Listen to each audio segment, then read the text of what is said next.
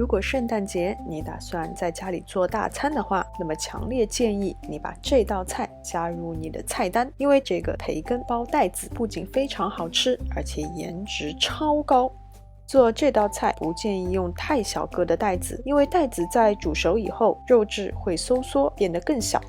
不粘平底锅，不用放油，用中火把培根煎熟，千万不要把培根煎得硬硬脆脆的，不然你根本没有办法把它卷起来。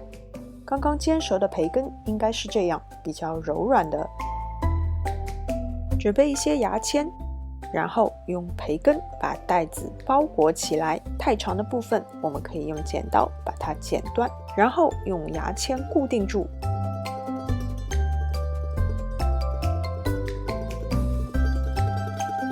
刚刚剪下来的培根不用浪费，因为用2片比较短的培根同样可以包住一颗带子。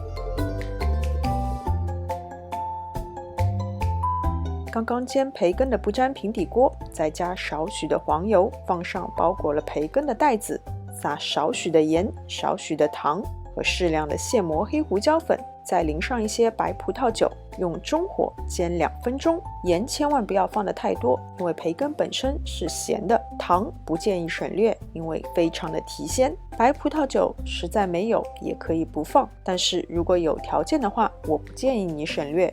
2分钟后把它们都翻个面，再撒上一些现磨的黑胡椒粉，继续煎2分钟就可以出锅了。所谓大餐，3分靠食物本身，7分要靠摆盘。米其林的精髓就是盘子大，食物少，表面放上少许的鱼子，是不是高级感立刻就来啦？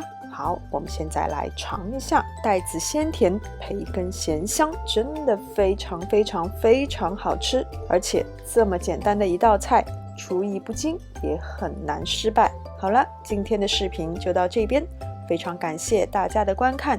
喜欢我的视频，请记得点赞、分享和关注我的频道。我们下次再见。